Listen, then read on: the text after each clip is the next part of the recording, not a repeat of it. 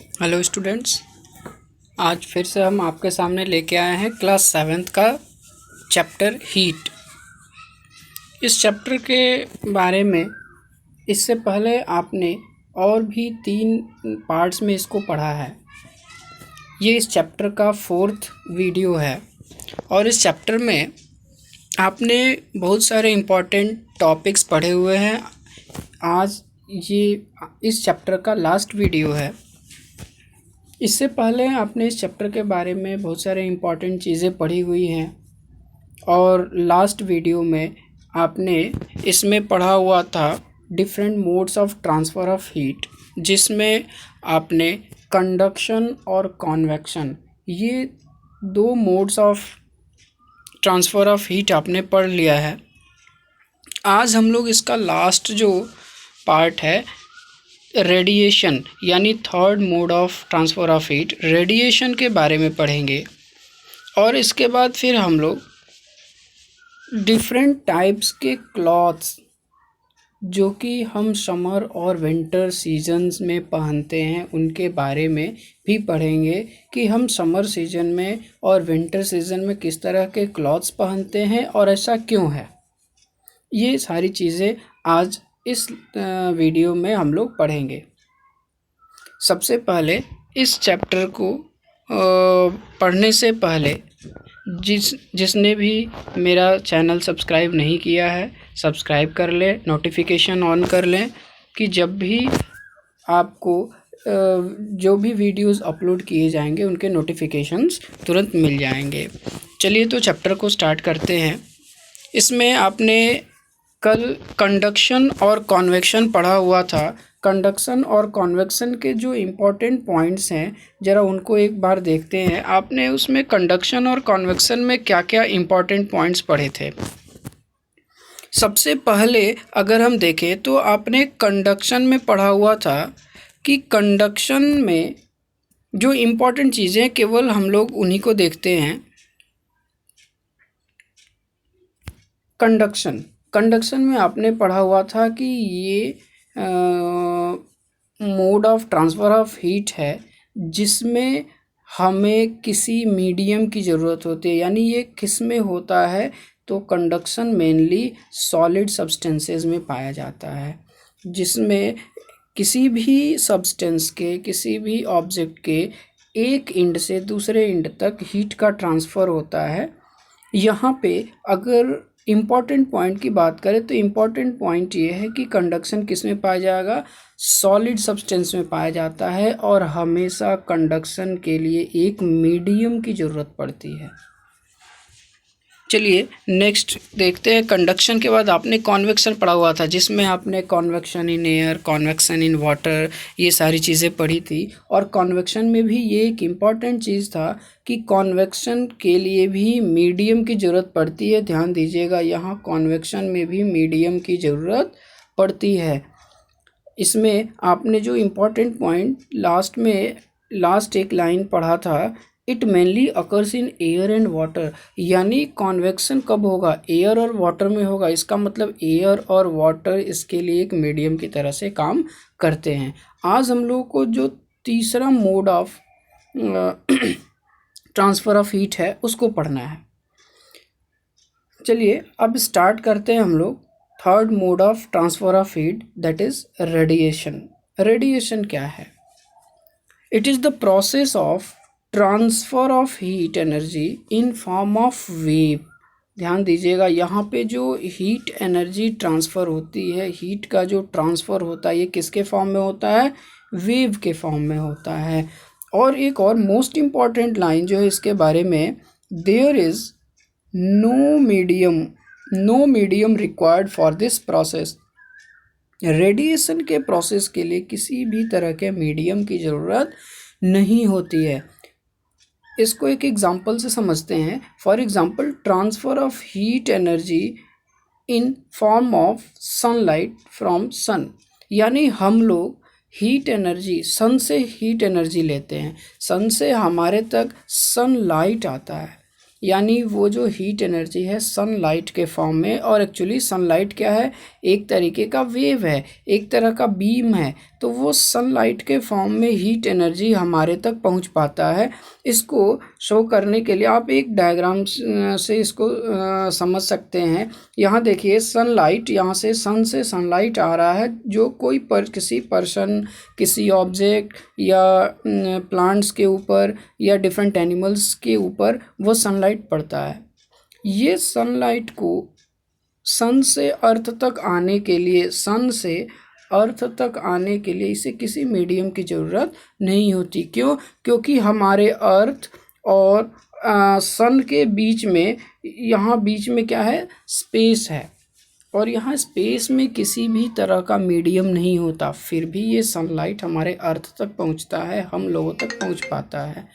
तो ये ऐसा क्यों होता है? क्योंकि इस सनलाइट को किसी भी तरह के मीडियम की ज़रूरत नहीं पड़ती है। तो चूँकि ये क्या है, सनलाइट एक इस तरह का वेव है जिसे किसी मीडियम की ज़रूरत नहीं है ट्रांसफ़र होने के लिए, और इस तरह का जो ट्रांसफ़र है हीट का, यानी जब वेव के फॉर्म में हो, जब किसी मीडियम की ज़रूरत ना हो हीट के ट्रांसफ़र के लिए, तो इस तरह के ट्रांसफ़र को क्या कहते हैं हम लोग? रेडिएशन कहते हैं। अब रेडिएशन, यहाँ पे एक इम्पॉर्टेंट चीज़ आपको ध्यान देना होगा। अभी आपने पढ़ा था तीनों मीडियम, ज़रा देखे, ध्यान दे, तीनों ही mode of transfer of heat में डिफरेंस क्या है। तो इसमें जो मेन डिफरेंस है कि आपने पढ़ा है, पहला वो क्या था, कंडक्शन। कंडक्शन में एयर और कंडक्शन में सॉलिड सब्सटेंसेस जो थे वो मीडियम की तरह से काम कर रहे थे। वही आपने पढ़ा था कॉन्वेक्शन। कॉन्वेक्शन में आपने क्या पढ़ा, एयर और वाटर ये मीडियम की तरह से काम कर रहे थे। लेकिन आपने पढ़ा रेडिएशन, रेडिएशन में किसी भी मीडियम की ज़रूरत नहीं होती है। इसका मतलब रेडिएशन एक ऐसा mode of transfer of heat है जिसे किसी भी तरह के मीडियम की ज़रूरत नहीं है, लेकिन कंडक्शन और कॉन्वेक्शन में किसी एक मीडियम की ज़रूरत होती है जिससे हीट का ट्रांसफ़र एक जगह से दूसरे जगह तक, एक एंड से दूसरे एंड तक हो सके। तो ये रहा रेडिएशन। अब यहाँ देखिए एक डायग्राम से आपको शो किया गया है, common process showing conduction, convection and radiation. देखिए यहाँ पे एक कॉमन डायग्राम है जिससे कंडक्शन, कॉन्वेक्शन और रेडिएशन तीनों को ही शो किया गया है। चलिए डायग्राम को देखते हैं। ये देखिए एक डायग्राम है आपके सामने जिसमें ये तीनों चीज़ें, तीनों प्रोसेस शो किया गया है। यहाँ देखिए तीनों प्रोसेस क्या क्या है, तो कंडक्शन, कॉन्वेक्शन और ये रहा रेडिएशन का प्रोसेस। पूरा डायग्राम देखिए, ये है नीचे रेडिएशन। तो यहाँ पे कह रहा है कंडक्शन, कॉन्वेक्शन और रेडिएशन के प्रोसेस को एक ही डायग्राम से शो करने की कोशिश की गई है, जिसमें ज़रा इस डायग्राम को आप समझिए। एक तरफ जो है ये आग जल रहा है और दूसरी तरफ एक पर्सन, आग के ऊपर कोई एक पर्सन अपना हाथ रखे हुए है। सिंपल सी चीज़ है, जब भी आग जलती है तो आग के ऊपर, यानी आग के ऊपर यहाँ पे ये जो एरो शो किया गया है, ये किसके लिए शो किया गया है? ये शो किया गया है वार्म एयर, गर्म हवा। क्योंकि उस फायर के कांटेक्ट में जो भी एयर आता है वो क्या होता है? वार्म होता है। और आपने पढ़ा हुआ है warm air light in weight होता है, इसलिए ये क्या करता है? वार्म एयर अपवर्ड मूवमेंट कर रहा है। और इस आग के ऊपर जब हम हाथ रखते हैं तो यहाँ पे क्या हो रहा है? ये हीट यहाँ से निकल के हीट आपके हाथ तक पहुँच रहा है। लेकिन यहाँ पे मीडियम का काम कौन कर रहा है? एयर कर रहा है। एयर के थ्रू ये पहुँच रहा है। तो ये कौन सा मोड ऑफ ट्रांसफ़र हुआ? अगर यहाँ पे देखें तो यहाँ पे मोड ऑफ ट्रांसफ़र कौन सा काम कर रहा है? कॉन्वेक्शन काम कर रहा है। यानी इस आग से हीट आपके हाथों तक पहुँच रहा है, और ये किसके थ्रू पहुँच रहा है? एयर के थ्रू पहुँच रहा है।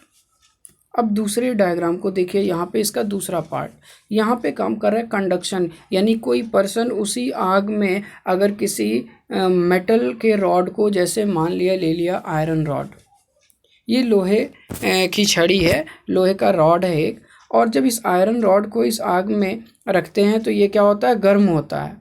इसका पहले ये वाला एंड गर्म होता है और फिर यहाँ से दूसरे एंड की तरफ इस हीट का ट्रांसफ़र हो रहा है यहाँ पे। तो जब एक एंड से, जब भी किसी भी ऑब्जेक्ट के एक एंड से दूसरे एंड तक हीट का ट्रांसफ़र होगा तो उस मोड ऑफ ट्रांसफ़र को क्या कहते हैं, कंडक्शन। ये रहा दूसरा mode of transfer of heat. और इसके बाद तीसरा mode of transfer of heat क्या है, रेडिएशन। यहाँ देखिए वही जस्ट उसी आग के पास में अगर कोई अपना हाथ सेक रहा होता है, हाथ रखे हुए, अब यहाँ देखिए एक चीज़, यहाँ पे आपको कन्फ्यूज़न होगा कि सेम कंडीशन तो यहाँ भी है, तो यहाँ कन्वेक्शन कैसे हो गया और यहाँ रेडिएशन कैसे हो गया। दोनों में डिफरेंस क्या है, जब भी इसके आसपास का, इस जलती हुई आग के आसपास जो भी एयर होगा वो हमेशा अपवर्ड मूवमेंट करेगा, ये ऊपर की तरफ जाएगा, और वो गर्म हवा होने की वजह से हाथ में वो क्या होता है, हीट मिलता है हाथ को।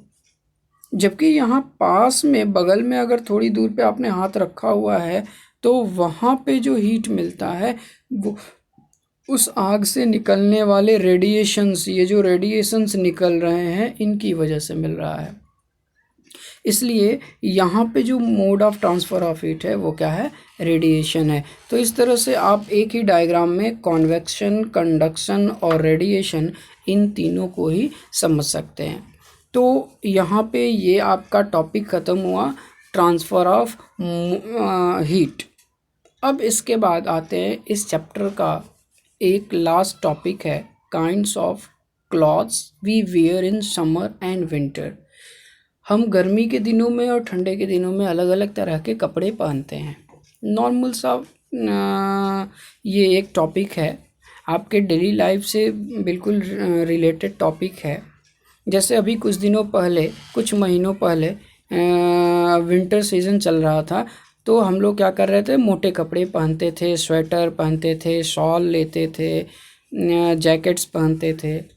और अब गर्मी का मौसम चल रहा है, अब क्या करते हैं, हल्के कपड़े पहनते हैं।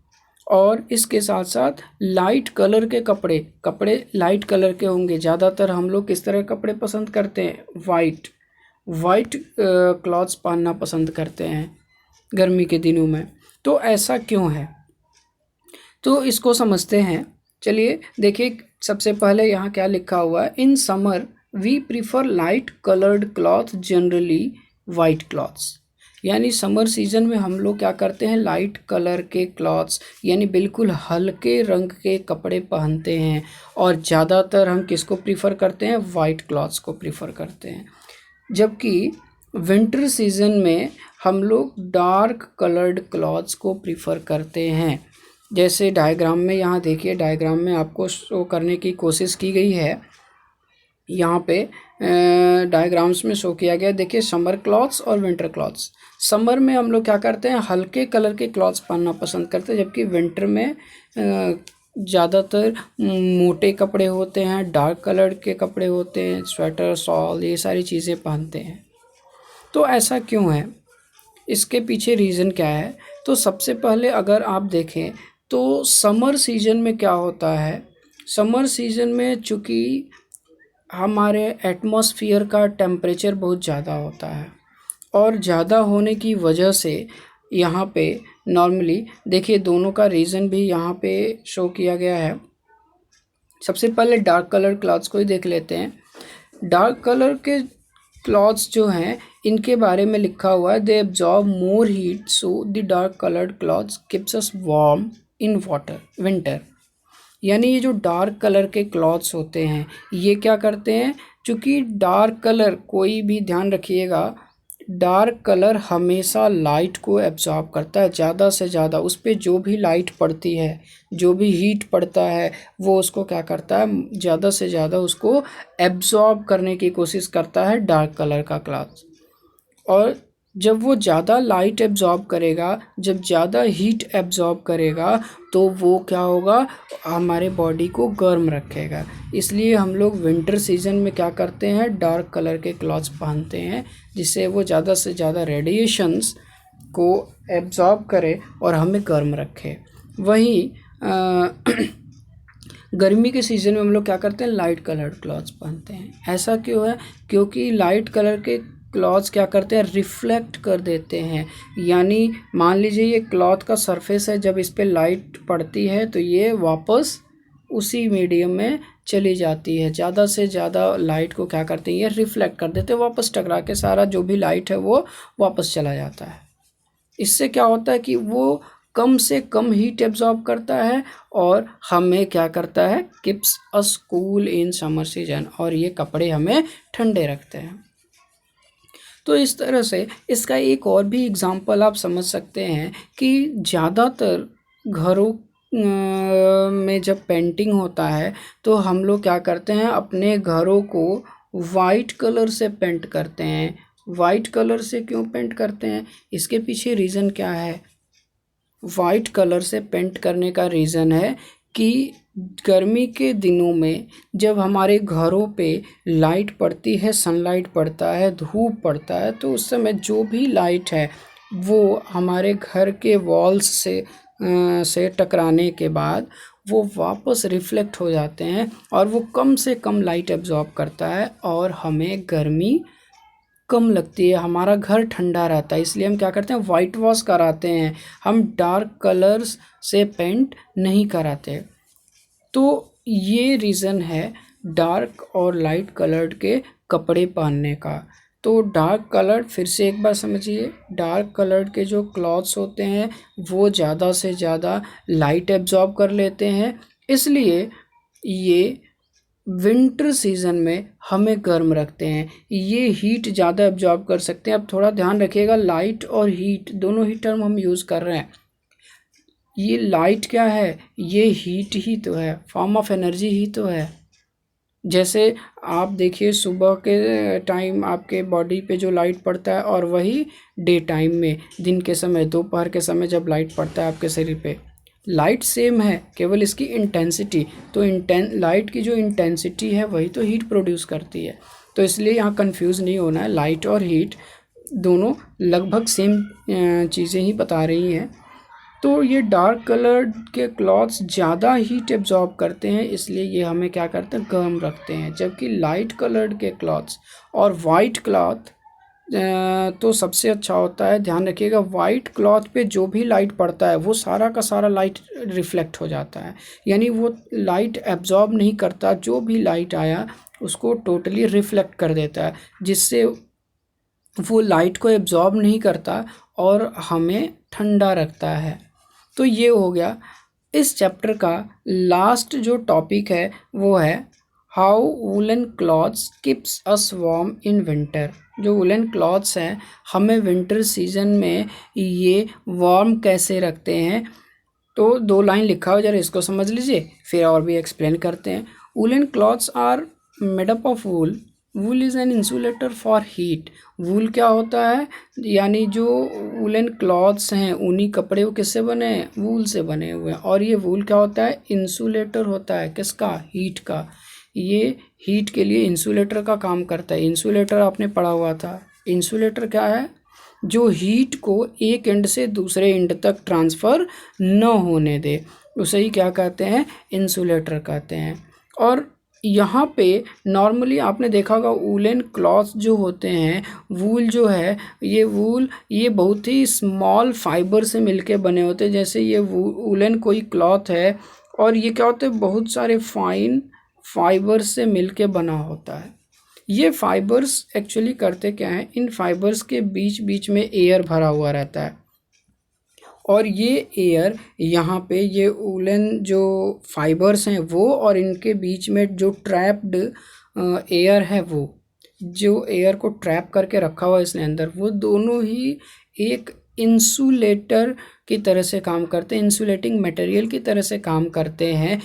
और ये क्या करते हैं, ना तो हमारे बॉडी का टेम्परेचर बाहर जाने देते हैं और ना ही एक्सटर्नल सराउंडिंग का जो टेम्परेचर है, हीट है, उसको हमारे बॉडी तक आने देते हैं। चूँकि हम लोग इन क्लॉथ्स को, वुलन क्लॉथ्स को कब पहनते हैं? विंटर सीजन में। और विंटर सीजन में क्या होता है, जो मान लीजिए ये एक्सटर्नल सराउंडिंग है इधर इस साइड, तो एक्सटर्नल सराउंडिंग का टेम्परेचर कैसा होता है? बहुत ही लो होता है। जबकि इसके कंपैरिजन में अगर मान लीजिए ये बॉडी साइड है तो हमारे बॉडी का टेम्परेचर कैसा होता है? हाई होता है। तो ये क्या करता है, न तो बॉडी के टेम्परेचर को सराउंडिंग में बाहर जाने देता है और न ही बाहर सराउंडिंग का जो लो टेम्परेचर है उसको हमारे बॉडी तक आने देता है। एक इंसुलेटिंग मटेरियल की तरह से, इंसुलेटिंग लेयर की तरह से काम करता है और इस तरीके से ये हमारे बॉडी को वार्म रखता है। तो ये यहाँ पे ये चैप्टर आपका कंप्लीट होता है। इस चैप्टर से रिलेटेड जो भी आपके प्रॉब्लम्स हैं, जो भी क्वेश्चंस हैं, आप उन्हें कमेंट सेक्शन में ज़रूर लिखें। किसी भी तरह की प्रॉब्लम आती है, कॉन्सेप्ट ना समझ में आए, कोई क्वेश्चन ना समझ में आए, और आप लोग इन चैप्टर से रिलेटेड इनके जो NCERT बुक में आपके जो एक्सरसाइज दिया हुआ है उसको भी सॉल्व करिए। और एक्सरसाइज के जो भी क्वेश्चंस ना आए उन्हें कमेंट सेक्शन में ज़रूर लिखें, ज़रूर पूछें। वैसे हमने कोशिश किया है इसमें कि NCERT से भी रिलेटेड सारे एक्सरसाइज में जो क्वेश्चंस दिए गए हैं वो भी आपके इस नोट्स में हमने इंक्लूड कर दिए हैं। फिर भी जो ना समझ में आए आप ज़रूर पूछें। और लास्ट में फिर एक बार कहते हैं, अगर आपने अभी चैनल को सब्सक्राइब नहीं किया है, चैनल को सब्सक्राइब करें, नोटिफिकेशन ऑन करें और ज़्यादा से ज़्यादा शेयर करें। Thank you.